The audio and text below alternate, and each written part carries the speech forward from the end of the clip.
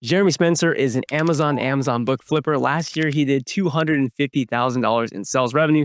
This year, on track to do between 330 to 350K. He's actually a father of 6 and also a husband. And this is actually his full gig. So we're going to get into a bunch of value for everyone that's watching this. Of course, I'm joined with Victor and Spencer. What's going on, guys? Hey, it's great to be here. Thank you.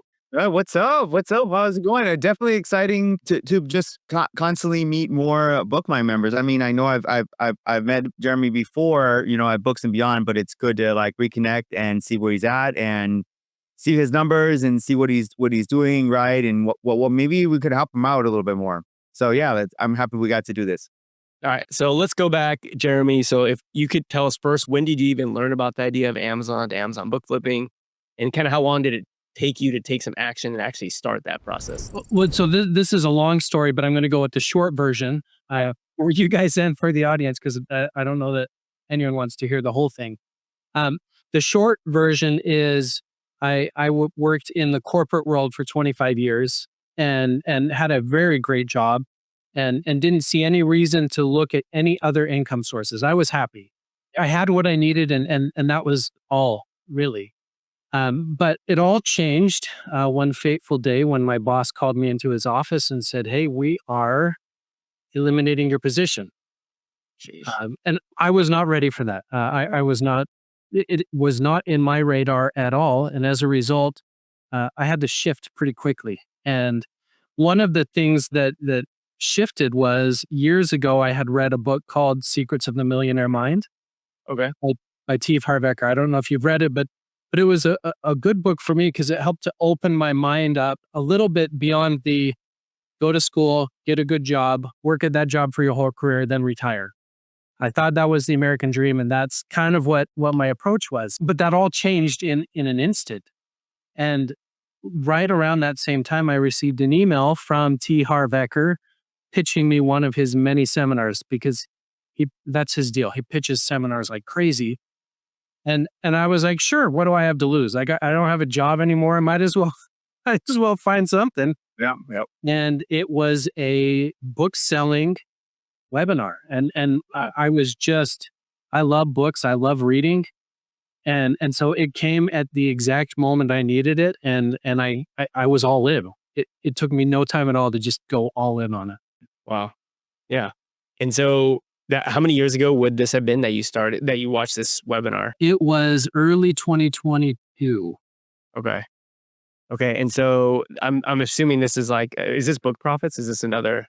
It is. It is Book Profits. Okay. Yeah. Actually, a lot of people find us through Book Profits because, like you mentioned, it's kind of like, hey, it's this webinar that it's not random, but it's like, hey, there's this thing out there. Use book selling. And Victor and I do our best to try to get the word out, but we just do kind of organic content, right? So unless you're like searching for this on YouTube and have specific keywords, you wouldn't find like book selling. Okay. So you got into this webinar and Book Profits has a system.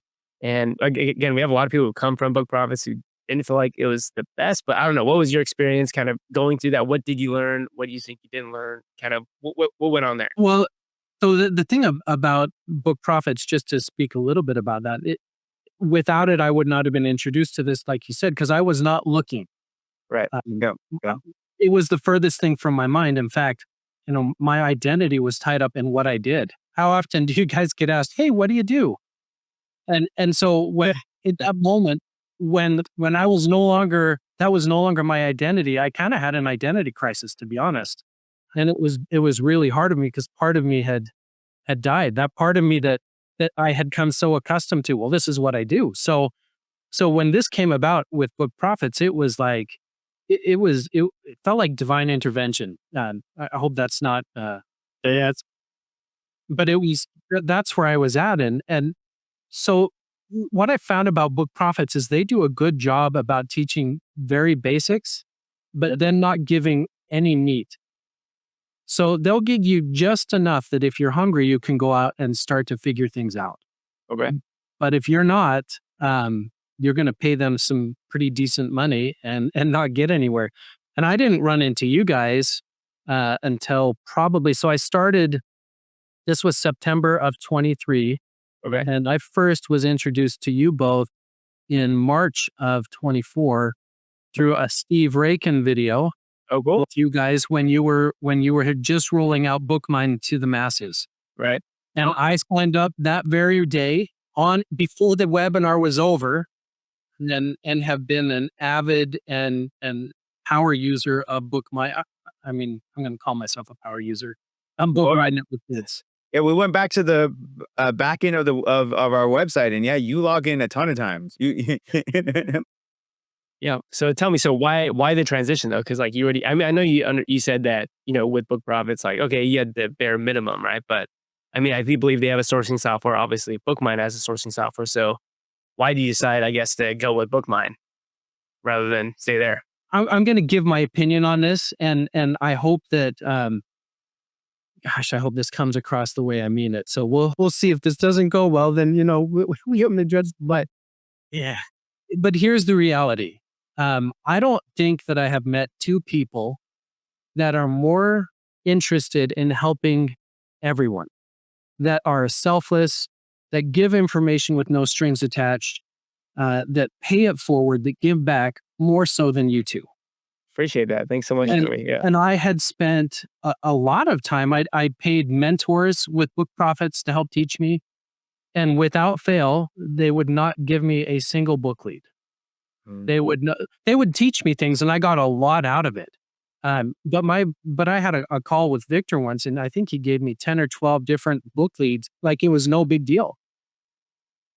Could have been, they're in tiny. But Book Profits held that so close to the vest that it was, and I can understand why. But you guys were just so incredible in how you approached this and how you're just trying to give back, that you are truly interested in helping others. There is no ulterior motives. You're not trying to sneak something in the back door. This is all about helping people. Yep. And so I saw that, and that resonated with me, and I love that. And then the more I used Bookmine, the more I realized, man, this is cutting out so many steps of searching through garbage. Yeah. That why am I paying money that I'm not even using? Because it got to the point where I wouldn't even log into any of their searching software because it wasn't worth my time. I would just go Bookmine. Yeah. So that's why I ended up switching full time. That's so cool. And then just curious, have you watched any of our YouTube videos like on Bookmine, anything like that? How do you say that compares? So the names Joji and Victor are household names. My whole family, if I just say, hey, Joji and Victor are doing something, they're like, say no more. Go do.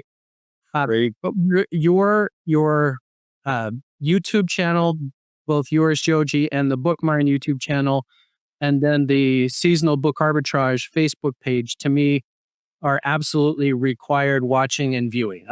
These are things that have become so key to what I do. I went on, Joji, I think I've watched every single one of your videos. Wow. Victor, I went back on the Seasonal Arbitrage Facebook page, like it's back to the inception, and I don't remember what that was.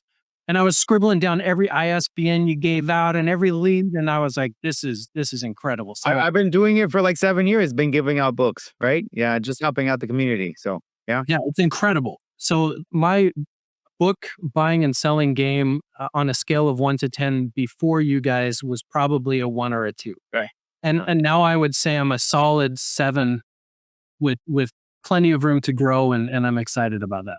And that's cool because last year you ended up doing 250,000 in revenue, and then this year you said you're on track to between 330 to 350. I know you said you had goals for 400K, and actually you told me that there's something, you had a little bit of a hiccup. I believe you said in March this year, and you said it's something about trusting the FBA buy box a little bit too much. And this is kind of what Victor and I try to teach, just to protect people. Again, we are trying to look out for people's best interests. So could you kind of explain, how you got into trouble with the FBA buy box and, maybe some changes into the future?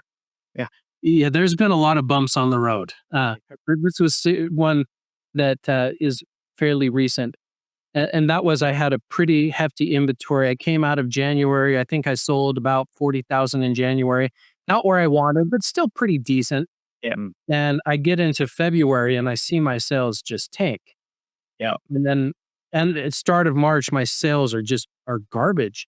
And so I'm looking at what's going on. Well, during that time was the whole fiasco with the buy box and Amazon giving the buy box to FBM. more than us FBA sellers. And the sky was falling, right? Everyone was saying bookselling is dead. I This know. will never happen, right? Get out while you can. And you two took so much heat. Yep. But what did you say? Hey, we're over reliant. Don't be over reliant on the prime gap. Yeah. That's a recipe for failure. And what's interesting is after you said that, I looked at a lot of my books, and I was so reliant on prime gap that it really, really impacted my business those 2 months. Yep. Just for anyone that's listening, when we say prime gap, basically there's merchant fulfilled sellers, FBA sellers, and the buy box usually is rewarded to the FBA seller. And sometimes there's a massive, there could be a massive difference. The FBA seller could be at 50 and the lowest merchant price is 15. So there's like a $35 gap. And so Victor and I try to be conservative and warn against like, hey, we're really trying to buy undervalued books and really sell them for what they're worth. And that's how we make money. And of course, sometimes you are able to exploit the buy box. Jeremy, you've done it. I've done it. Victor, we've done it in cases. But the thing is like, if you want a super sustainable model, right, Jeremy, it's like, you've got to fundamentally buy books below their real worth and then sell them for their real worth, not sell them for like an inflated price and hope to get that, if that makes sense. Yeah, it killed me. Okay. What's interesting is I've gone back and reviewed it. Most of those books were lower price books. Yep. All of the books that I was trying to sell between $30 and $50. Yep. But the FBM sellers were selling for $10 to $20. Yep. So this has been it was a very beneficial learning experience. And the notion that experience is the best teacher, but it has a high tuition. Yeah. Certainly was the case in this experience for me. Yeah, me and Joji decided to go on Avery and Steve's channel just to try to get out the message that basically just hold. We think that it's coming back. We don't know when exactly it's coming back, but all signs that we feel it's coming back. And people thought that we were just saying that to try to save ourselves or to try to save our business or like, Bookmine. But we really felt that because the other signals we had were showing us that this was just a temporary move from Amazon. When others were saying that, the sky's falling, it's over. And for you, when you were in the middle of it, how did you feel and how did you get out of it? Like, did you think, did you actually change anything? Like, as far as, did you decide to buy books that without the FBI bump, or how did you move forward? Well, one of the things is I listen to the experts that I trust. Cool. It's very easy to get caught up in the noise. And there's a lot of noise. And what I find is that what I focus on grows. So if I'm focusing on the noise, that's going to prohibit me from moving forward. So I trusted the people that I believed were worthy of that trust. And Frank, I'm not trying to bump you guys up. This is just my true feelings. The people that I trust most in this industry are you both. So the fact that you said that, I didn't go blindly, right? I'm not just sitting there going, well, yeah, I see it. That's the case. No, but instead of panicking, I wanted to take an analytical approach and look at what you guys were saying and look at what historically has happened. And then it was very easy for me to see, I'm relying on this gap that may not be the most appropriate thing to rely on. Yeah. I've got data that can tell me that. So I block out the noise and I focus on what I can control. And the biggest thing I focused on immediately was, what's the intrinsic value of this book? Where do I think I can sell it? And what am I getting it at now? And by the way, in February and March, I bought a ton of books. I doubled down.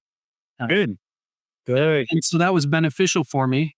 Yeah. In a lot of ways. You're reaping a lot of those benefits right now coming into the season because you bought some really dirt cheap books. Yeah.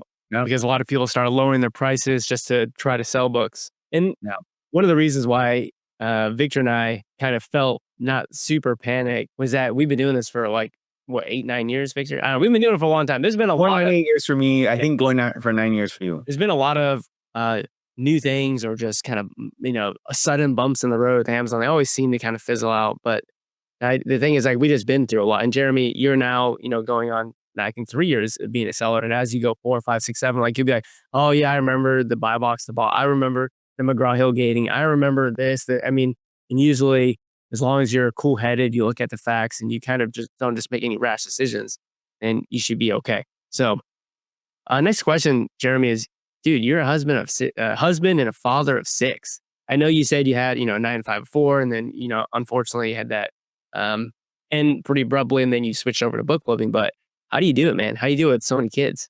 Oh, it's the best. My oldest son, it does book buying part-time. Whoa, that's awesome. Yeah, he came Book Beyond, right? They're all excited to be there. I'm really happy to meet him. I'm hoping that he comes this next year. He just got married, so Awesome. that kind of changes things. So we'll see what happens with that. Okay. I've got another son and a daughter who help me in the business. I haven't had a prep center. Oh, wow. They do all of my prepping. That's pretty Yeah. cool. So I pay them to do that, and so they have a job as a result of this. They get paid sometimes better than I do, uh, but they're involved with it. And my two youngest kids bring all the packages in, so it's kind of become a family affair. And for me, it's been a lot of fun. Yeah, that's awesome to get the family involved. And the cool thing is that's actually a business expense because labor is an expense, right? So like you have your family members, your son, your daughters, like, hey, listing books, putting them in a box, shipping them out. I mean, they're spending real life hours. And the cool thing is you get to take that money and funnel it to them and pay to them, and it's an expense to you. So that's a really unique situation. You found like a little hack there in your family, which is pretty cool. So follow-up question there is, so when do you find time to actually source? What are like your best hours to source? Or do you tend to source, do you have like favorite times or times you try to stay away? So I recently, in March, I hired my first virtual assistant, and so that's starting to change still. Okay, I didn't know that. Okay, cool. Prior to that, and I can talk more about that in a minute, but Yeah. I pretty much source all day. Okay. I spend a lot of time sourcing. In fact, that was one of my takeaways as I've been reflecting on where I'm at and where I want to go, is I spend a lot of time on sourcing, and I've let some other things fall by the wayside. Gotcha. Yep. Some important things like inventory management and what would other stuff. We'll just leave it. The more boring stuff. I got it. Buying is the fun part, right? Yeah, it is. Yeah. So that's been the biggest one for me. It's in inventory management that I've kind of neglected, but I love sourcing. That's why the hunt, the chase of finding a good book is it's irresistible. Do you think that you have to be sourcing at a specific time? Or do you think you could literally log in at any time and there's profitable books? Because a lot of people say like, Joji, what's it like? What 6 a.m., 7? Like, what's the best They're time? looking for like the secret time. Like I'm gonna tell them 7 a.m. and they're gonna be like, okay, thank you. But Yeah. What are your thoughts though? What do you got? I like to think of when most of the people are going to be up. Okay. Just odds, right? So I don't know how many Bookmine users there are, but my guess is most of them have a regular 9 to 5. I do. And if they have a regular 9 to 5, then that means from 5 to midnight, on average Central Time is going to be less effective. But what's crazy is you go on there and the ability to modify searches and customize it. You can find books any time of the day. And now that you've announced that you're updating every half hour, come on, like this is too easy. You can find books any time of the day. It really, they're always there. Yeah. So Victor's the brains behind the coding and everything. So he really spent a lot of time behind the scenes to try to get it updated from every hour to 30 minutes. And doing so actually definitely increases the cost on our part. But at the same time, we just want to continue to provide more value, right? And help you all find better books, which is awesome. So I'm hoping you're definitely seeing changes because every 30 minutes versus every hour, we're actually able to find a lot more books that were basically gone between, 1 hour and the next hour. Because obviously any second, Jeremy or Victor, like a book can drop in price. And the thing is, like, if we're looking only every hour, there's books that are gone in between that time, if that makes sense. Yeah, there will be a book that has dropped and already bought within that hour, and so we'll miss those. And so I was telling Joji about that, but also told him how difficult it was going to be to update every 30 minutes because we go back to look at all of Amazon. We go back to look at every single book again, every hour. And so now we're trying to get that same information every 30 minutes. It just makes it a little bit more difficult, but we got it done. And so it's really exciting. There's a lot more books on there and higher quality books, much easier to find. And yeah, like you said, if you have the money, it's easy to go to Bookmine and buy books. Yeah. Very cool. So Jeremy, what would you say? I know that you said you watched every one of our videos or, you've been in Facebook seasonal seasonal book arbitrage group, you went back and looked at all the posts. By the way, those are things that we recommend. Do that on, Victor's Facebook group. Definitely watch all the Bookmine videos. But let's say somebody's really excited, wants to get started. Do you think they're high value videos or like certain things that they should really hone in to start? So I've actually had a couple of friends ask me about this, and because I speak fairly glowingly of this. I love it, and I have put them on the Bookmine Academy. Okay, awesome. Videos, and referred multiple of your videos, Joji, to them on how to start. Really, and for me, it all starts with keepa and understanding the keepa charts. Once you understand that, the rest of that is it just adds on to it. But for me, that was the fundamental piece that I needed to understand, and that I try and help them understand it first, so that we can have that groundwork. And yeah, we do have a playlist on the Bookmine channel. We actually rebranded it to the Bookmine Crash Course. But basically, yeah, there's a bunch of videos that are on keepa. And yeah, you would say, right, Jeremy, like keepa is probably the first thing that you need to learn, right, before you even start buying books, right? Yeah. So I first want to understand about this idea of arbitrage and how it works. But usually I've explained that because they're like, well, what do you do? So then they go into, hey, well, it's actually pretty easy once you learn to read these charts and graphs, which aren't complex. You just need to recognize patterns. And once you have any sort of pattern recognition, it's kind of a rinse and repeat. Yes, there's some variances, but this isn't crazy rocket science. It's just paying attention a little bit. Yeah. And like you mentioned, it's just a bunch of repetition. And it's like anything, first time you try to ride a bicycle, like you fall over, like it doesn't work. It's just like you start to get the hang of it. And in reality, like I wouldn't say riding a bicycle is rocket science either. Like pretty much everyone in the world, well, anyone who's tried to ride a bike can eventually figure out how to ride a bike. I would say keepa is very similar. It's like, obviously some people might be a lot easier to begin with, but I really do think that just with repetition and practice, you can get much better at it. So you said that you pick out patterns, right? And you really like that and understand that really well. Do you tend to like one particular types of books to find those patterns? Like, do you like college books more, or high school books more, or Christmas books, or like what are the patterns you're like, oh, this is a pattern I really, really enjoy, and this is like a money making book for me? Oh, shoot. My pattern is I like books that have a high sale value and are underpriced. That's great. Well said. I don't care. If I can make some money on it, I'm good. But one of the things that really helped me, and this was just from, what was it, April, May, when you guys did your high school book academy? Yeah. The analogy you used with mountains, I always kind of got the mountain thing, but as you described that in greater details with the bowls, that helped me understand quantities a little better. Yeah. Because one of the biggest pitfalls I've had was going too deep on a single book. Yeah. And more often than not, when I've done that, I've lost money. Yeah. Those have not been positive investments. So again, it's just recognizing these patterns and then applying them to the book you're looking at. A lot of people think that they have to be 100% right in every book that they buy. Clearly, you told us this in the interview that, hey, you bought or purchased books that didn't turn out well. But would you say that you see those as major setbacks that are going to prevent you from making money? Or like, how do you personally view, like, okay, I bought this book, thought it was going to perform this way, it didn't perform that way. What's your mindset going forward with books like that? Yeah, it's kind of interesting. I think you guys and pretty much anyone I've listened to has said quit focusing on how much you paid for a book, because that I have noticed that when I lose money on a book, and when I say lose money, I'm talking a few dollars. I'm not talking crazy money. Yeah, right.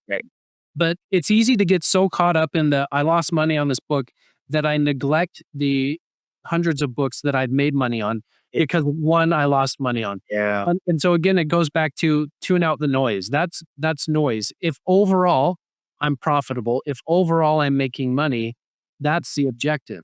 It's not to, as much as I'd love to make money on every book, that's not very likely. It's not likely at all. Yeah. So I'm willing to take a loss here and there. I'm willing to take a chance here or there. But what I'm learning is instead of going super deep on a book, buying 8, 10, 20 copies, test it out first. Yep. Look at the charts. Will it support that? And that's when I focus on those kind of things, my business grows and I do a lot better. But it's so easy to get caught up in the crap. I lost $20 on this book. Yeah. But to be clear, you are profitable on most books, right? Yeah. Yeah. Yeah. Last year's profit was lower. I'm still learning a lot and I'm making mistakes, but last year I brought in 255,000 and I made just a shade over 50,000 in profit. Okay. So That's good. still really decent profit margins. Not 20%. Yeah. Yeah. 20% profit margin in business is pretty crazy, honestly. Right. Oh, it's amazing. Most businesses are like 6%. So yeah, that's great. Yeah. But with all the mistakes I made, man, because one of the things that I didn't learn about until I started following you guys is counterfeit checking. Yeah. What? So I actually had a ton of books on my inventory that were highly likely counterfeit. I've had a counterfeit claim as a result. I've had an IP claim. And so there's just these little things that you make mistakes, and that's okay to make mistakes. I've learned from it. I'm a better bookseller because of the mistakes I've made. Yes, I would like to avoid more mistakes, which is why I listen to people who are where I want to be. And so I find those people who are the experts who are ahead of where I'm at. And they're the ones that I'm going to be paying attention to and not focusing so much on what mistakes I've made, but what I'm learning from it and how I'm growing. Yeah. Well, kind of when I dig into my data, I'm usually around like 8 out of 10 times. So for every 10 books that I buy, 8 of them are wildly profitable. And then 2 of them, I'm either going to be close to break even or lose some money. And the cool thing about being wrong on a book, Jeremy, is like, how often do you just 100% lose your entire investment? Like, let's say you buy a book for $17. Yeah, right. How often do you lose all $17? I don't think I ever have. Yeah, because you recoup some of it back, right? Mhm. And that's one thing that I had to get over as well. Is like, wow, man, I bought this for 17. Now 4 months later, you can buy it for $11, and then I have to sell for 24, and I end up losing $3. I'm like, yeah, but this one book didn't work out, but I still was able to get 13 of my $17 back. And I know 8 out of 10 times when I put that money towards the book, it comes out profitable. So for me, it was just like, that was a major shift that I had to learn in my business, which was that, hey, just get capital back on those books. If you're right 8 out of 10 times, you're wildly successful. So yeah, it's about a mindset because we as humans tend to focus on the negatives and try to stop losing instead of seeing all the wins we had. And I just had to like focus in that, hey, Victor, if you're like not 80% or higher, you're succeeding. You're doing really well. So I have to just give myself grace in that. And once I realized that, I became way more profitable and even willing to take more risk because I was like, there's like a 60 to 80% chance that I'm going to sell this book much higher. And I'm more than like, at least we'll break even. And at least if I'm going to break even on a book, yeah, why not? Go take the risk and see what it goes. yeah. And by the way, this isn't like, this idea of not being able to sell every book or every product profitably is not like specific to us. Like if you've ever gone to a department store, Jeremy, you've seen stuff on clearance, right? They're not making money on that stuff. And that stuff, they're like, okay, it didn't sell. Let's get it out of here. Let's get our money back. And also, I'm not sure if you're a sports guy, Jeremy, but if you're shooting 3 free throws, no one's 100%, right? Even the best in the game, I don't know what percentage is, but even baseball players, right? They're not hitting, if they're hitting 300, which is 1 out of every 3 to 4, like that's pretty good. So yeah, just wanted to say that. So Jeremy, you've done 250 last year. You think you're on track to do between 330 and 350 this year. What would you say your mix of types of books are? Like if you had to say, here's a pie chart, are you 50% seasonal books, which is high school, college, 50% all year round books? Like obviously you don't have the exact numbers, but if you had a general feel based upon, how you buy it, what would you say mix between seasonal and non-seasonal? Based on my numbers, I would say it's probably 65-70% seasonal. Wow. Yeah. And the rest being all year. All year round. Okay. So yeah. Seasonal would be high school, college, and Christmas, mostly? Mostly. I did pretty well this year on some Easter and Passover books. Yeah. Thanks to you guys, I did really great on some Gerald Ford books. Nice. So, the Gerald Ford's not necessarily seasonal, not necessarily all year. It's more of a event kind of book, but yeah. Are you talking about Jimmy Carter or are you talking about Gerald Ford? Oh, it was Jimmy Carter. So yeah, Jimmy Carter. Okay. I knew what he meant. I don't know. I was going to. No, we knew what you meant. We just don't want to confuse anyone. We're like, Carter, wait. But it's always going to be type in Jeremy before. Yeah, you're right. Okay. Yeah. And to anyone listening to this right now, and also for you, Jeremy, Wicked did really well. Wicked the musical, a lot of amazing Wicked books did well when the musical part 1 came out last November. Guess what? Part 2 is coming out this November. So yeah, if you just type in Wicked, you can go see there's probably like at least 5 to 10 Wicked books and associated Wicked books. That if you look at the keepa graphs, you just see that wow, they went. And what's really cool is you can go and see what it did when the first movie came out, and why wouldn't it happen again? Yeah. So just go and buy those books that really popped off after the first Again, movie came out. not rocket science, right? It's just like, oh wait, you're just noticing a pattern, right? Okay, it happened last time. Same thing with the Christmas book things, right? Jeremy, is Christmas gonna be canceled this year? I don't think so. I don't think college is canceled. I mean, I'm pretty sure people are still going to high school this year. I could be wrong, but it's kind of like it's not rocket science, right? It's like once you kind of start buying some books and successfully sell it, I think that's the hardest part is seeing that it actually works. Then you can really throttle and go further. So, Jeremy, what are your goals? I mean, 330 to 350. I mean, even if you're at 25% or 20% profit margin, now you're looking at like 60 to 75,000 in profit. And again, you're just said that you're getting better, but where are you trying to take this? Well, I want to turn this into a real business. Right now, it's a me business. Okay. Yep. If I don't do, nothing happens. And so that was one of the drivers behind me getting a VA. And that was kind of a big leap. There's a certain aspect of trust that goes into that. There's an aspect of being in the unknown. Thankfully, the VA Academy helped me understand a little bit better how to do that. And then it's being willing to pour yourself into somebody to teach them, to train them, and help them get up to speed. My VA has been doing better and better, and she, over the last 3 weeks, she began buying her own books. I was approving everything before. Okay. About a month ago, she started buying her own books. 3 weeks ago, she bought 51 books in a week. Wow. 2 weeks ago, it was 74 books. Whoa. Last week was 92 books. Okay. So we're getting to the point where I don't have to be the one buying all the books. And now I can shift my focus to building, enhancing systems and processes so that I don't have unsold inventory come back, so that I am making sure that I'm managing repricing better, and then turn it into a business where I can spend less time running it and more time dreaming and doing other things, giving back in other ways. Do you think you could run this business anywhere? Like, is it specific to your location? Or like, do you think could you travel with this business? Well, except for the fact that my kids do most of the prepping. Right. Yeah. I did bring a prep center that I'm using now that is taking half of my books. Okay. Well, yeah, it's coming to the point where I can run this business from anywhere. And when my kids no longer want to do it, I have a valve I can open up more and just send more books that way. And then really it's not going to be a 40 to 50 hour business like what I'm spending now. Right. But it's going to be more of a, I don't know, 10 to 15 hour. That's my whole a week. That'd be great. So are you thinking you might, like in the future, hire more VAs, like maybe a couple more VAs that will be do sourcing, and maybe then another one might do your like back end accounting or inventory management? Do you see that happening, or do you also see maybe all your prep goes to the prep center instead of coming to your house, or do you see those happen? Like, what are those goals happen for you? Yeah, yes to all of that. Okay. What I've discovered is that these incredible people in the Philippines are so very capable. Yeah.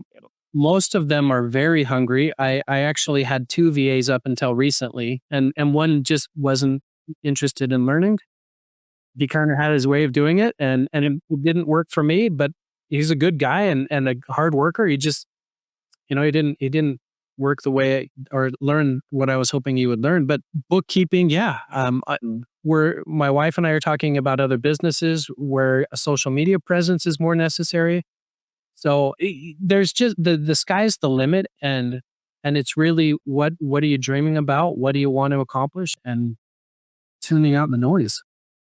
And with the VAs and somebody not working up to speed or maybe not, matching, it's not like that's also specific to this. It's like in general, there's a lot of turnover at many jobs, even in the United States, because, even with you, Victor, right? You own Orange Leafs, and I bet there are employees you had that you're like, "Ah, yeah, no, this isn't working out." So I barely could keep employees for more than like just for like a couple of months, and then I had to hire other people. It was a lot of turnover in a frozen yogurt business. yeah. I was in management in my corporate world job, and this is not unique to any industry. Turnover is a way of things. It is what it is. Do you think age is important here, or do you think age is a limiting factor? Or, I mean, it's not really a surprise, but most of our, I mean, in the group mentorships, Jeremy, when you're there, like you can see, like Victor and I generally tend to attract an older audience, like generally 45 and older, right? Do you think it's like specifically only older people can do it, or do you think younger people can do it? Like, do you think your kids can learn how to do this? What are your thoughts? Yeah. Yeah. It doesn't my 20 crap, I can't remember how old he is. We'll just keep it global. My 23-year-old son does it. I taught my 17-year-old son to do it. This isn't. Yeah, I think what you see is that as we age, we tend to have less things on our plate. I'm not quite at that stage yet. I'm aging, but I'm not quite having less things on my plate. And we want to do stuff. We don't want to just sit around. We want to learn and grow. And so that is a perfect way. And as I'm getting to thinking about retirement more, I want to make sure that retirement's going to be enjoyable. And part of that is having some sort of income that will be regularly coming in. So this fits great. But I've got another son who's looking at this arbitrage thing as going to be his primary way of supporting himself. So It makes good money from it. It's really awesome. There's so much data with it. Yeah. really, there's no limit. Do you think there's any pitfalls or traps, looking back on your experience, starting with Book Profits and then eventually, finding us, watching our videos, going to, Victor's Facebook group? Do you think there are common traps? Maybe you even fell into in the beginning, something that you could give as advice to somebody who's watching this now who hasn't even bought their first book. What are some, pitfalls or traps they could avoid with your advice? There's so many pitfalls. The one I mentioned of going too deep on one book, Okay. casting a wider net, Yeah. not being over reliant on the prime gap, making sure that you're looking at the intrinsic value of the book, not getting so caught up in every single penny. If you lose a dollar here but make 20 on all the other books, like that's not a big deal. You got to look big picture. Blocking out the noise. I said this a couple of times, but there are so many experts out there that will say FBA is dead, that you can no longer make money flipping things on Amazon. You either got to be all in or out. And when I say all in, I don't mean full time. I mean you're either get in, do it, and make the best of it, or get out. Because if you're halfway, if you're not certain, it's going to be tough. Victor and I recently just got an email from somebody who was like, "Hey, can I use Bookmine for Amazon to eBay flips?" Meaning use Bookmine to buy the book on Amazon and then resell it on eBay. And then the comment after that was, "I just don't really trust Amazon FBA. They have tons of issues. Because I've heard there was a lot of issues, right? Yeah. Not that this person's actually had any of those issues. He just heard of them. I'm like, okay, but just because you heard about them doesn't mean that you actually will receive any of those. It's all about just problem solving, right? Right. Once you're in business, it's all about problem solving and getting things done, and then finding a way to through it and make profit from it. So Jeremy, when you are like looking at a keepa chart, because normally we get a lot of brand new people, right? And we try to show them a keepa chart and their eyes glaze over. So how did you finally understand a keepa chart, and how did you finally see the patterns in it, which for me and Joji have been really difficult, right? That's why we go to a mountain, because it's like you can see a mountain, you can see a keepa chart, but is there anything else that maybe you saw and maybe helped you understand the basics of keepa? Well, if you've been with Book Profits, they teach you to keep a chart upside down. That's kind of their way. So there is that mental gap, and it took me a while to shift, and I have shifted. But to me, I think that the biggest thing one of the very first things I look at is the used seller count. I want to first, before I really dive in, I want to see, is the used seller count now equal to or less than where it was last year at this time? So I look at the right side of the chart and I look at the left chart. And if it looks good, if it's close to the same or less, then that's a book I really am interested in. Then I look at the chart. How often is it selling? Is it selling every day? Is it selling every week? How many drops are there? And where I'm at right now, is this book supposed to sell in the next 2 or 3 months? Because if it's not, I don't want to have a ton of inventory that I've got to hang on to for 6, 8 months. I'd much rather turn books as quickly as I can. So it's not a lot that I have to look at unless I'm going to buy a bunch of books and of a singular copy of a book. And then I want to pay a lot closer attention to how many sales drops. Is it in that bowl shape? Is the used price doing the mountain? I look at that a lot more carefully if I'm buying multiple copies. But I just want to see, is the book going to sell? Am I going to be able to come on as the lowest price and be able to turn it quickly, or am I going to have to hold on to it for a while? And those are the things that for me kind of tell that pretty quickly. That's cool. Specifically when you're doing any Bookmine sourcing, I mean, I guess you don't necessarily have to give away any secrets, but I mean, I don't really think there are secrets. It's pretty simple with the filters, right? But are there filters that you're like, okay, I found a lot of success with this, I don't mind sharing it? Yeah. At first, when I first started on Bookmine, I would sort by the score, the Bookmine score. Yeah. Okay. And I'd only look at the 10s and 9s and 8s. And what I found is that the 10s and 9s and 8s go pretty quick. Yep. So I may be looking at those and excited about those, and then I click through Amazon to buy them and they're gone. So what instead I found is I like to actually shift to demand. Okay. And up the demand score, and then look at those that have less stock quantity. And that's something I look at. And then but I look at it from multiple perspectives. I don't have like this go-to that I always do. I like to tinker around and switch things. And I find that way I find more value. Sometimes it's looking at the profit meter and seeing what's there and adjusting that. Sometimes it's a combo of the profit meter and the selling meter, right?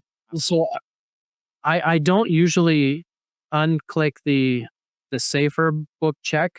I usually just do the full thing. Yeah.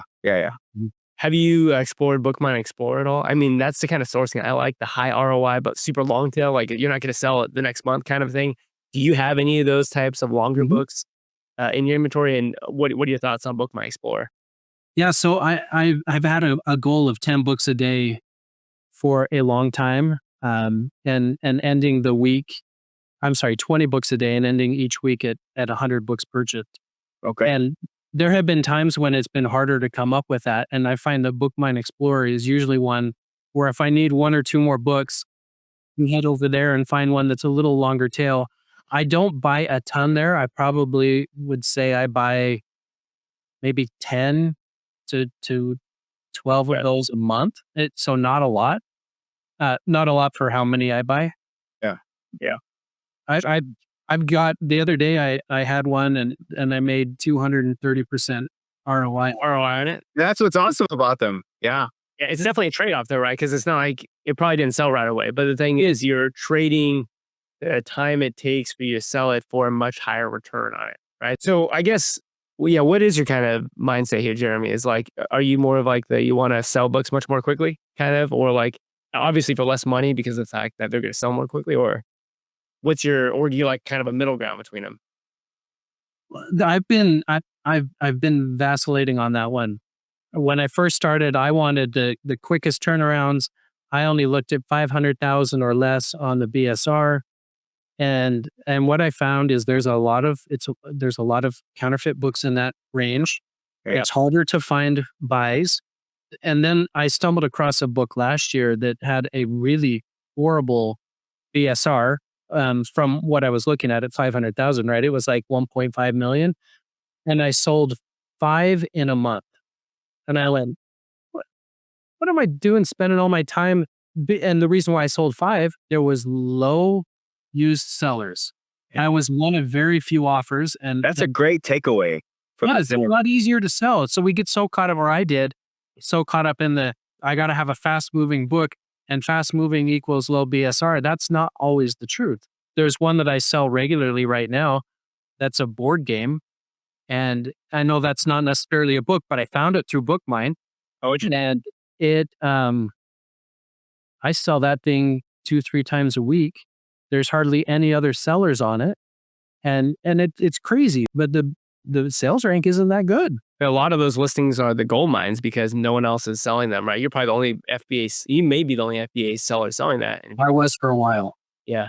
And the cool thing is like sometimes audio CDs are mislabeled in the book category sometimes, or games are labeled in the book category. Wow. And so that's why they'll show up on Bookmine is because we're only looking at the book category, but sometimes audio CD, will show up there. So yeah, I mean, overall, Jeremy, I think it's just been pretty cool. I mean, to have met you in person at Books and Beyond last year, and then to see that you went from, 250,000 now to trying to get to 350, and then hopefully into the future trying to kind of reduce the number of hours you're working. But overall, would you say you're happy? Or do you think this is working? Like, how does your wife view it? How does your wife view what you do?